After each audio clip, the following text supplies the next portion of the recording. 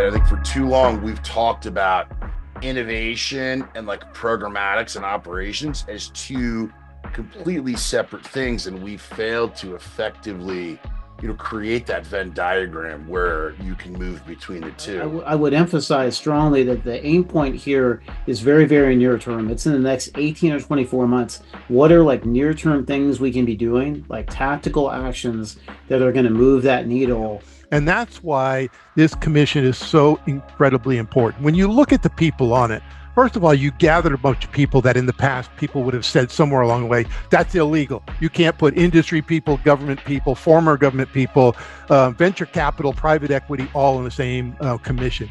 That's what makes this so unbelievably powerful, is everybody involved in this has shared the same scars of experience. This is All Quiet on the Second Front, podcast where boring conversations around defense tech and national security come to die. Join me, Tyler Sweatt, and my Second Front homies as we dismantle the mundane and cut through the bureaucratic bullshit to demystify the world of defense tech. But be warned, this is not a typical government podcast. Are you ready to get weird? What's up, everybody? I'm your host, Tyler Sweatt. Welcome to another episode of All Quiet on the Second Front, the podcast where boring defense talk comes to die. Really excited to do a little bit of a 2-for-1 today. So we've got, the one and only Jack Shanahan, and then I think the irreplaceable and seemingly omnipotent, Stephen Rodriguez, who every time I look, you're somewhere doing something awesome. Both members of the Atlantic Council Software Defined Warfare Commission. Gentlemen, thanks for being here today. Thank you, Tyler. It's almost criminal, the fact that it's taken me this long to be on your podcast, but I'm glad to be here. I know. We were doing chats and webinars and stuff before we had the podcast, so this is a long time coming. Jack, I was going to use the term, it's almost deeply shameful and unacceptable, but I think criminals. I'll take it. I'll take it. So for the folks, the few folks listening who maybe don't know you guys and the commission, Jack, can you give a quick overview of just your impressive career, and then Stephen the same, and the commission? Yeah, I'm not omnipotent, maybe omniscient. I could settle for that. 36 years, United States Air Force, retired in the summer of 2020. Variety of things in my background, from flying, command and control, intelligence, policy. 9 years in the Pentagon, so a quarter of my career in that dreaded building. But really, the last 5 years in uniform were very AI related, standing up Project Maven, aka Algorithmic Warfare Cross-Functional Team, and then from there to stand up the DoD Joint AI Center, the JAIC, which of course now is the Chief Digital and AI Officer, CDAO. So there it is. There's my career in a nutshell. It's not that impressive would you say it in a minute or less. It was pretty impressive to participate and watch, and a lot of the change we're talking about now wouldn't have been possible without the foundation you laid, sir. So, thanks, Tyler. Ditto. Stephen, take us away, brother. So I mean, Tyler, you and I are similar age, which means what about, if you subtract 80 years from Jack's age, that's about our age. Served, actually started my career in June 2001 at Booz Allen Hamilton at the time. There were about 8 or 9,000 people, and then the recession hit and they laid off 1,000 people. So good times. Worked there, and then had a chance to work in the U.S. intelligence community. Also had a chance to support Secretary Gates at the height of the Iraq War, which was not so good times, as you both know. Then ran a venture-backed AI company, which we didn't call it at the time. We just called it a defense contractor. And only later did we realize, that would have had a salutary effect on our multiple. I think it's important for the audience to understand this. When we sold the company, we sold it for what I like to call Honda money. And Tyler, you run a venture-backed tech company. I'm not sure if either of you, if you're familiar with Honda money. Have you heard that term before? Oh, yeah. I have not. So I will enlighten you. Honda money is what you can buy with the proceeds of the sale of the company. I figured that was what it was going to be. Yeah, and I think we're all kindred spirits here because I uh I got into venture capital in 2012 in New York City at the time. You know, the worst possible time to be in defense in New York City, I might add. Um, and it was kind of flailing around for a while until 2014, and a buddy of mine was working for Secretary Hagel, who launched what's now called the third offset strategy. And he said, "Hey, look, you got some experiences in operational environments. You have experience in startups. You now, you know, being better lucky than good, have experience in venture capital. We're looking to create these organizations called DIUX and Ensign. We'd like you to come in and help us." And that's how I got plugged in, and we moved back here, and have been active on the policy side, obviously with these commissions I keep roping you guys into, and also on the investing and advisory side as well. So, take us through a little bit on, software defined warfare commissions, the vision for it, and what the process is. I think, we'll clearly get into the recent memo that Secretary of Defense released that I think starts to illustrate some of the framing around it. But take us to the sort of pre-work side of that, and what did that look like before Mhm. people were throwing the term around? So I'm really going to get Jack stirred up here in the kind of my opening monologue. So in 20, Jack, when did you retire? 2020 summer. Great, great. So you were still in uniform. In 2018, I had this kind of fever dream where I realized that, you know, since I had started working, right? So this is 2001, right? So this is like the modern era of, you know, American national security, give or take. So by modern, I'll define that as kind of 9/11 post, right? Um, and I said, holy cow, since the 2002 national security strategy, uh, and you could argue that was we were only able to resource our strategy then because we were still coasting off the legacy Cold War force structure. Since the 2002 NSS, we have not been able to resource the strategic pronouncements that we've been making. Right, we're gonna deter China. We're gonna counter Russia. We're gonna defeat ISIS, or fill in the blank of this laundry list of things. And you look at our force structure, the first month of the Ukrainian war, we ran out of all ammunition stocks. 2 weeks of bombing the Houthis, not exactly a pure adversary. We run out of TLAMs and JDAMs. Uh, and by mind you, that was a year and a half after Ukraine started, right? So not not a big ramp up there. We have too few ships that can't even really enter the WEZ, the weapons exclusion zone in Western Pacific anyway. We have 60-ton plus main battle tanks that can't cross a single land bridge in Europe. So you start looking around and saying, hey, look, no one's arguing that the stuff we have isn't awesome, right? What we're arguing is we don't have enough of it. So that was the genesis of this memo I wrote to then Lieutenant General Clint Hinote and Major General Cameron Holt. Clint was, I think, right, Jack, he was running Air Force Futures at the time, and He was, yeah. Cameron Holt was Director of Air Force Acquisition, I think. Yes, he was. So Great Americans, Q, or Clint, as we call him, is on the commission as well. And so I wrote this 3-page memo and I gave it to him, and it was really the outline of what the Commission on Software Defined Warfare is based on today.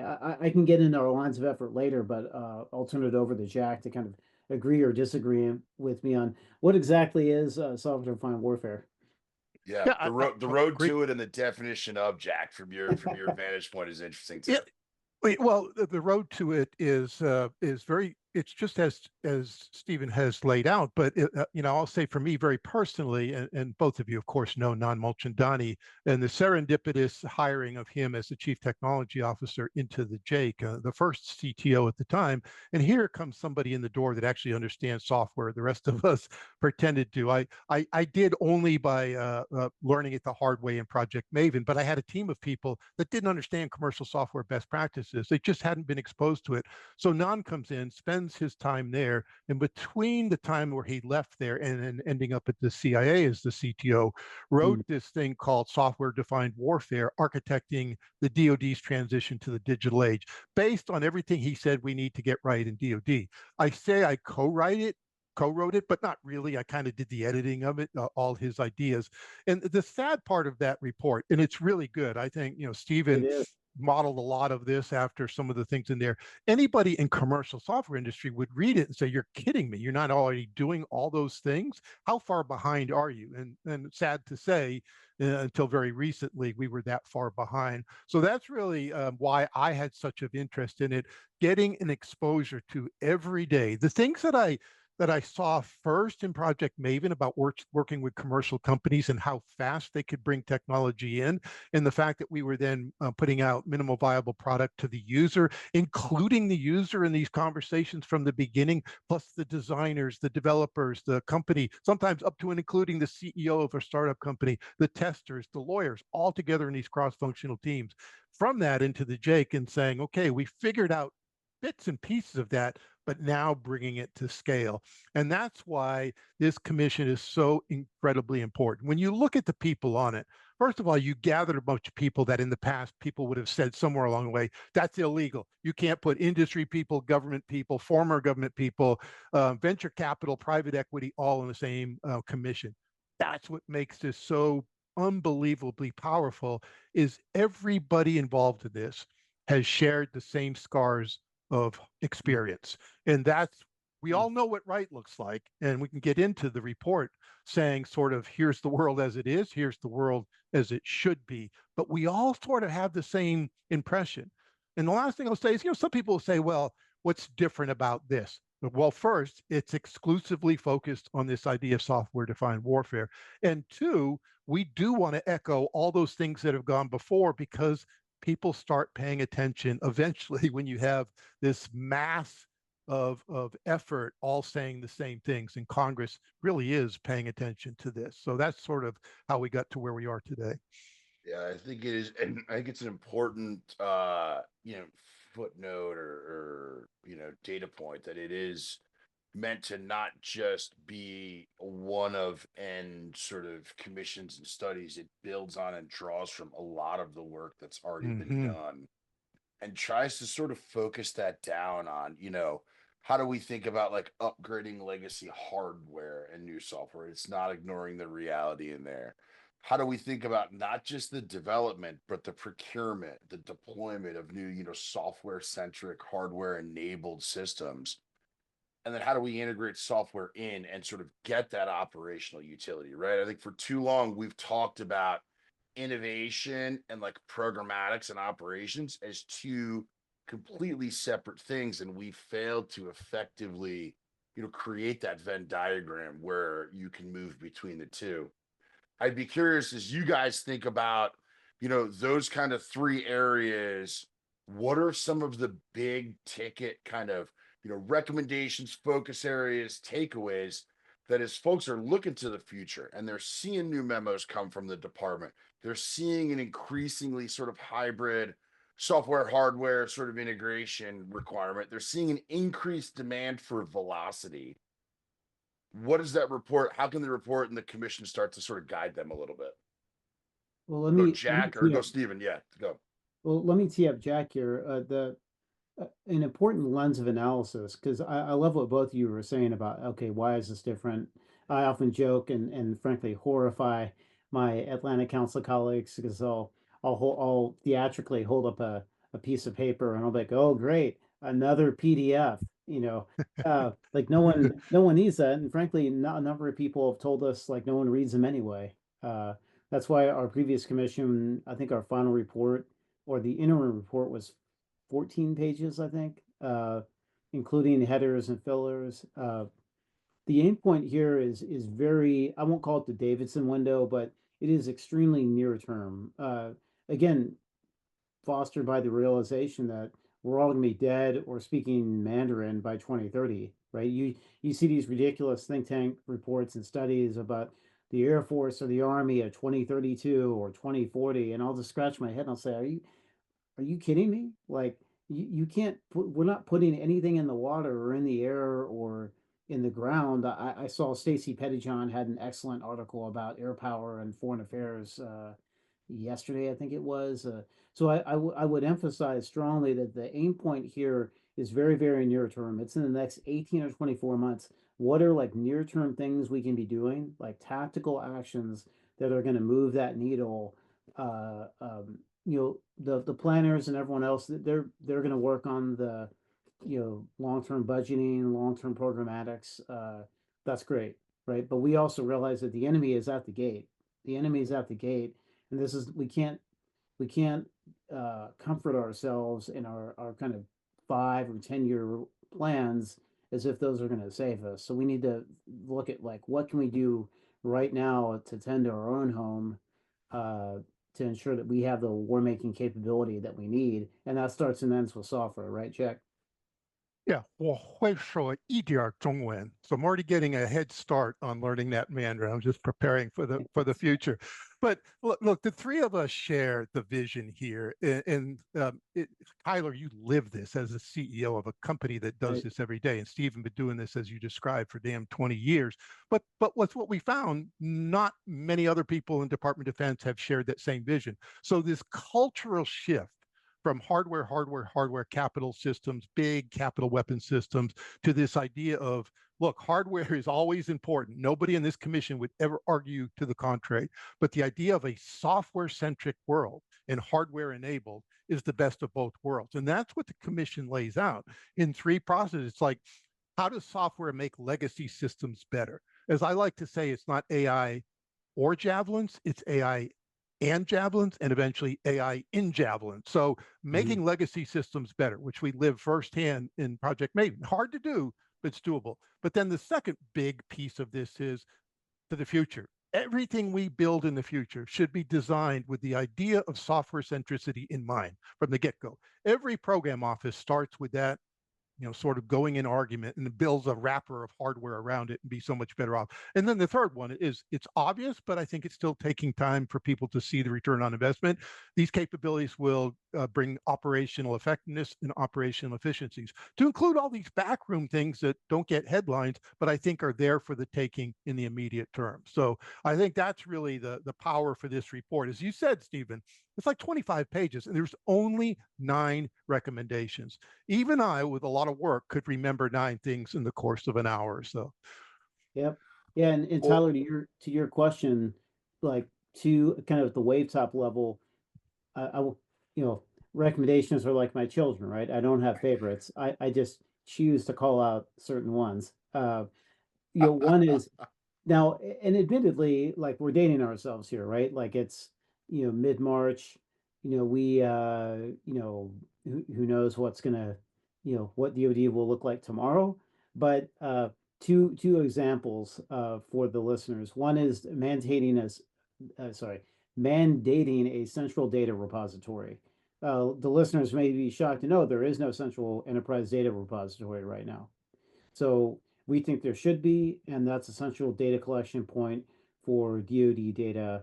Another simple example, and this is going to blow your mind. Right now, commercial or buying commercial is supposed to be the default setting for acquisition officers, right? It is right now. It already is the law. The problem is if you're not General Jack Shanahan, but Major Jack Shanahan blowing his brains out in some Air Force, Air Force syscom as an example. In order to comply with the current law of the land, right? By commercial's default setting, right? You have to do a whole bunch of paperwork. So what does Major Jack Shanahan that usually end up doing? He's going to follow the path of least resistance, say, well, yeah, I know that's the law, but I don't have to use a bunch of paperwork if I buy an existing a heritage defense contractor solution, a custom solution. So all we're arguing is that Congress and DoD agree to and remove that kind of onus of effort on behalf of Major Shanahan, uh, and follow the law of the land. Does that make sense? it doesn't. I mean, I think you see some of that come in, the Forge Act that's, floating, Yes. making its way through the hill right now, right? I think there's, to your point, there's some complex incentives, I think, at play when you look at software defined warfare. I think you alluded to some right there, Stephen, right? You've got, call it, folks that, as they get closer to the tactical edge or the operational environment, they've got, maybe less of a staff and less operational flexibility to make some of the decisions on capability that's retained pretty much centrally.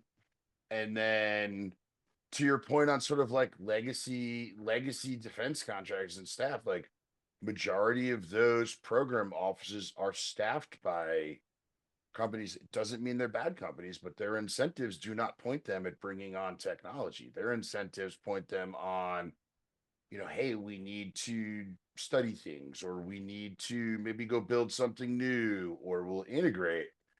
And I think that gets at one of the topics I was going to want your insight on, Jack, is, modernizing some of the T&E, because I think that has been an Achilles heel where it's really easy to say, oh, I can't bring this on because I'm not sure if this is secure or it doesn't work.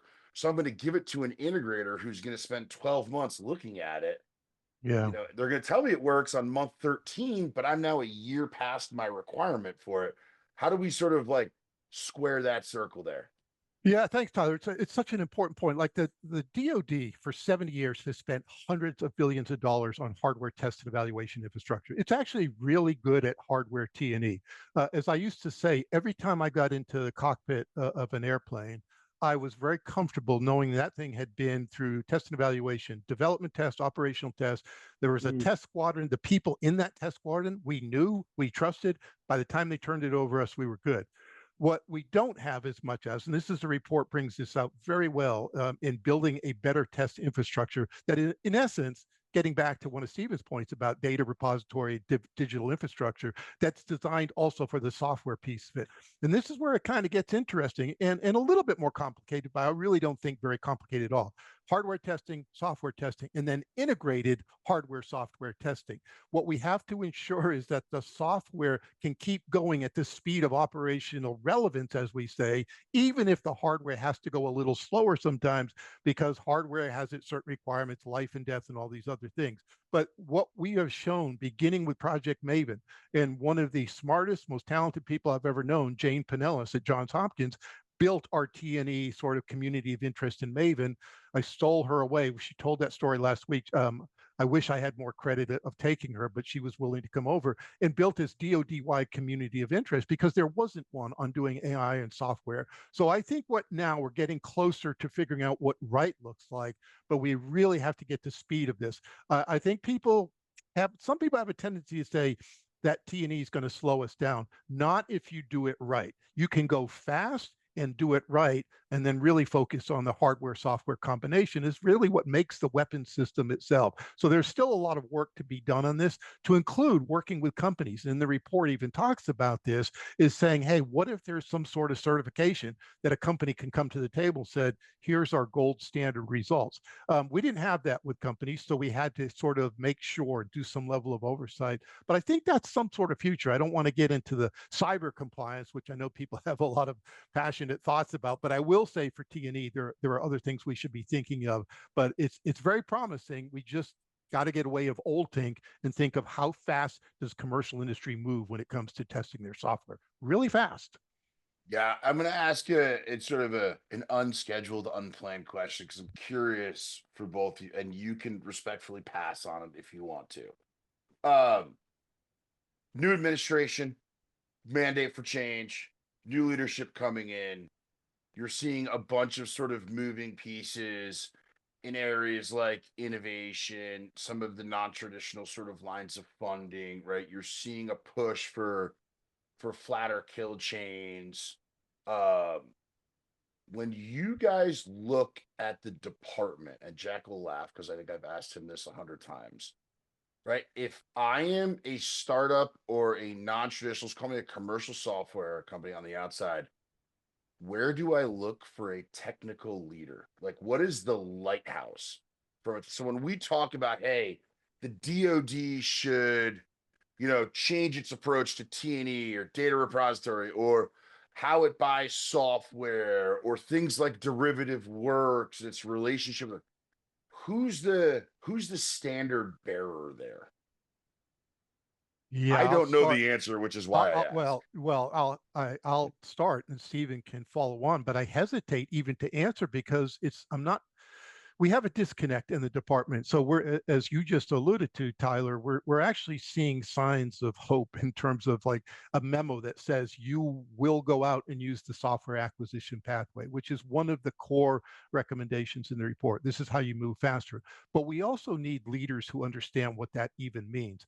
They're there, but they're still pretty rare. You know, the Hondo Gertzes of the world that were in those positions of authority. Admiral Seiko Okana was one of those. It's still in place. We need a lot more of those. And one of the recommendations report, there are actually two that are tied together, is building a talent base. And unfortunately, it's a little bit of a generational solution.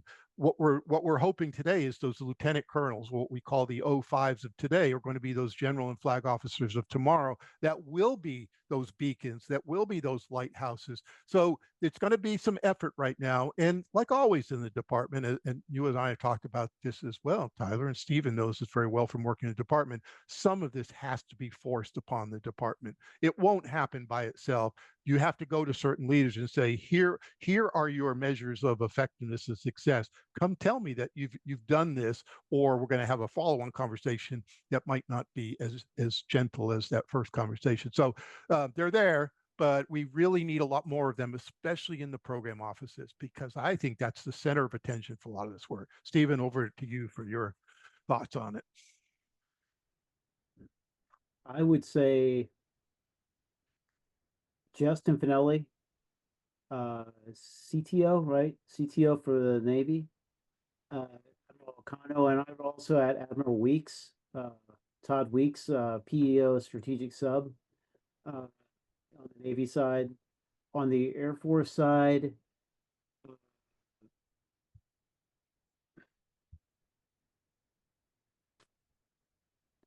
I mean, I like, oh God, I can't keep track of he's, what's his name? He's a high flyer. I'll come back to him. I'll have to pull his name up. On the Army side, I think Leo Garcia's, Yeah. I think Leo's got, he needs critical mass behind him, right? As Jack knows, I mean, Jack was extraordinarily successful, partly because he was Jack, partly also because he was in an environment at a time and place that allowed him to be successful, whereas say an equally motivated predecessor would have died on the vine or cashiered their career or anything else. But I think Leo's good, and then I'll pull his name up here in a sec. But there's a major general working under General Rainey for Next Generation C2. He and his team, I'll pull them up. They really have a great attitude, and it appear to be empowered, right? I mean, as an army, I'm an armyist at heart. Sorry, Jack, but I yeah, it's I've heard it's misattributed to Churchill with regard to America, but you could also relate. I feel like it applies to the army as well. What's this quote? Like, you can always count on the America or the army to do the right thing, only after they've exhausted all other options. Yep. And that is 100% our beloved brothers and sisters in the U.S. Army. Yeah, it's my second favorite Churchill quote. I think my first favorite is, "I've taken more from alcohol than it has taken from me." That sums it up nicely. I feel like every social encounter Tyler and I have, I feel like we're literally putting that Churchillian logic to the test. So oh yeah. Yeah, what he supposedly said to one of his adversaries, I say about myself, I'm a humble man with much to be humble about. He's just a litany of fantastic quotes. yeah. So I as we turn sort of the corner here, I get two kind of questions to bring us home in a soft landing. One, I want to point, like, I think between the two sort of perspectives you guys just shared on software leadership, Jack, I think you framed, hey, there is a gap. Stephen, you showed, hey, there is goodness, right? There are pockets of goodness. Mhm. Maybe my call to arms is somebody needs to wrap their arms around that and make that their mission.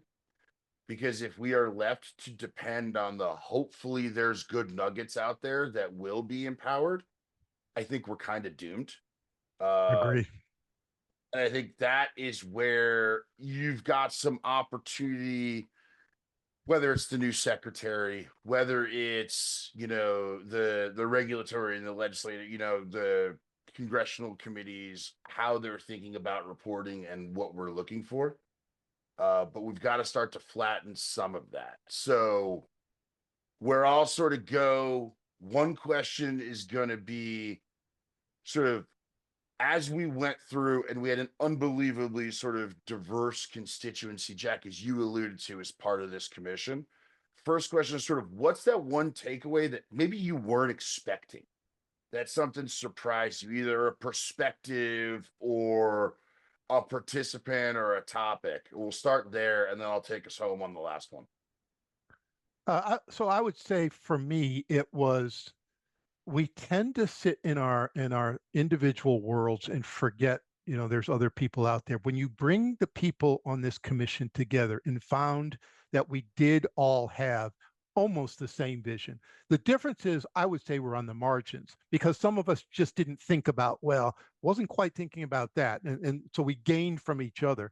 And it was also, to be honest about this, there's always a little friction in these commissions, and that's good. My former boss on the Joint Staff, Bob Neller, who became the Commandant of the Marine Corps, used to say, no friction, no traction. I agree completely with that. You've got to kind of fight your way through the crucible of ideas here and figure out what the Darwinian, what survives. But the idea that we all shared this vision of the world has changed. Ukraine is a wake-up call. Is every lesson transferable to the Indo-Pacific? No, not every lesson. But the overall kind of theme of this is, yes, we all see the future. It's, smaller, smarter networks, swarming, intelligentized systems, autonomous systems. It's there. It's a wake-up call, but for those three of us, we probably were awake well before some other people in department. And then, as you said, Tyler, I'm going to go back to a word that Stephen used. It has to be one, there has to be accountability and responsibility in the department for this. Somebody should be put in charge just of this, and then empowerment. In alignment. I guess that's the other word, alignment. I was lucky, as Stephen said, I was in the right place at the right time, and I had alignment up and I had alignment down. Bob worked, Secretary Mattis, everybody was lined up. This is the way we're going to go forward. But it also came with a level of accountability and responsibility that demanded results. So there has to be a results-oriented focus on this. This report's coming at exactly the right time because the signs are there that people understand the importance of this and want to move forward with it. Couldn't agree more. Stephen, what's the one thing takeaway for you? Surprised you? What were you not expecting? I think what I've been trying to get at, I think with this commission and any, right now I've learned this recently, this concept called the Overton window, right? This window for change. And I feel like we're in it. I know we're in it right now. So then the question is, okay, there's so many ideas out there, right? Everyone has informed and uninformed.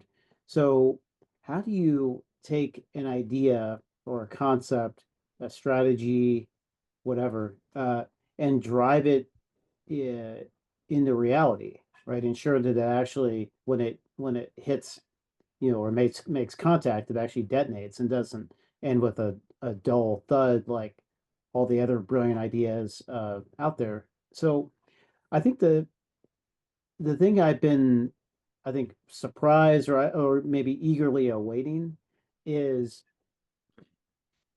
as Jack mentioned earlier, Tyler, the aim point here is to try to build a large group of people. The term I've used, you've heard this, is who have ground combat in the space. Both of you mentioned this earlier, right? If you look at the commissioners, on this commission, it's a murderer's row of like pipe hitters, right? It's like serious wasta, on the commission. and look, people can say like, oh, I don't like, Second Front. I don't like Lockheed. I don't like Booz Allen. I don't like Venture Bros. But no one can, you can say that, but no one can deny the fact that all these people on this commission have blunt force trauma in this space, right? They're not just play acting. And so that was, I think, one thing we've been trying to get at is, can we get a community of interest of informed people who have a lot of sway in this ecosystem, not just because they're a venture capitalist or a CEO or a general, but because they're a particular breed, like we were picking on Jack since he's on camera, someone who, even if he wasn't a lieutenant general or in the Air Force, he on his own merit would be set apart from his colleagues in this instance, at least. Unlike Tyler's demerits he accrued most assuredly at West Point. These are people that have a lot of throw weight in the space. So you get a bunch of these people together, and then now with the new administration coming in, can we give them a leg to stand on? We know in many cases they're philosophically aligned, but the way the president likes to operate, right? He will make pronouncements as presidents are all, apt to do, right?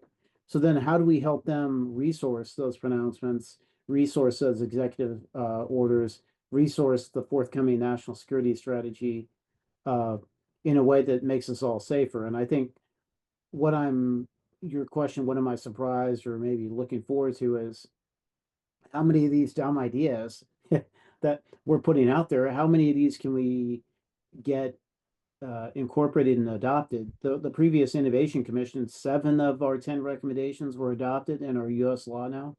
So that is certainly the aim point for this as well. I love that. And I mean, it just goes to show, I think, the practical, applicability of this and the operational relevance, that it isn't sort of theoretical gobbledygook. It is intended to be, for those with, to your point, Steve, to use your words, is the ground combat in the space, by them and for them. Sort of last question, it's always sort of the eternal optimist in me, right? And you could take this either way. What are you most excited about sort of coming out of this commission? Or what are you most, if you could lean your finger on the scale and say, this one thing I'm going to guarantee it happens, what's that? Either way, take it there. And then I'll drive us home. This has been great, guys. Yeah. So thanks, Tyler, for that question. The way I would answer it is that we're at an opportune time to make this happen right now. No matter what happens in the government writ large in the DoD, lots of people talking about cuts and reprioritization and new priorities. Regardless of all that, this will be central to the future of the Department of Defense. That is what I'm excited about, is you have no choice. You either go this route or you lose. There are people on the commission that said that more than once. We either go down this path or we might lose the next fight. So there's no better time to do this. But I'll say what I said earlier because it's so damn important. Is somebody has to take this and be accountable for it and really see the implementation. There's lots in here. I mean, it's easy to break it down: technology, process, and talent, or people. That's it. Those are the 3 cores, and there's 3 or 4 under each one of those. So no better time to do this. In fact, I think there's no alternative but to do this, because it has to be done, or we're going to risk doing something we haven't seen in a very long time in this country, which is lose the next fight. Yeah. Yeah, we got a resource strategy. I mean, it's not been lost. I mean, despite the hope and even our own good ideas, we're staring down the barrel at a full year CR. For the end initiated on this podcast, that's a continuing resolution, which is not good. That means that right now we're kind of continuing on the FY24 budget, right? The FY25 budget is in abeyance. So that means that the way the department operates is everyone essentially like marks time and kind of steady states programs in a CR or continuing a resolution from the previous year until the current year budget's approved. So I've heard there's some allowances and they're going to try to kind of give some wiggle room, but that's really over at a high level. That's extraordinarily bad because we need flexibility. And even though people will say, "Oh, but Steve, there's going to be policy allowances," I understand that. But the broader signal that that sends to the acquisition Yeah. enterprise in particular is do not, under any circumstance, do anything different or new. Like, and by the way, you would you know the critic might say, well, Mr. Rodriguez, what on what basis do you have to make those assertions? Not no. Have you seen? Did you see AFA? No govies are traveling. They are not joining any panels or any new event, even if they can travel. They are not doing anything to avoid getting out ahead of some uh, straw man that they think is out there that's going to get their hands slapped down. On top of the fact that they have no new money, so I think we got to return to regular. Or we can have the excitement and the new ideas that are coming out of the new administration, but underneath all that excitement, you got to return to regular working order, like pass a budget on time. That's Congress's job, right? And then behind that, uh, give your subordinates latitude and freedom of action to go execute all these wonderful things that you think you're in. This is me speaking to the building now, right? You think you're enabling this, help your team go follow through on that execution. Here. That's all I can say to that. Yeah, that was a perfect way to take us home. Prez, why you're so good at this. Gentlemen, I mean, as always, I think every time we are together, we're like, oh, we could have done this for like 3 more hours, and there should be a cigar and a bottle of whiskey. Come up with some great ideas. I am eternally grateful to be part of the tribe, part of the commission. I have learned more and benefited more from both of you than I will ever be able to repay. It's the other way So around, Tyler. It's the other way around. You're doing this for a living.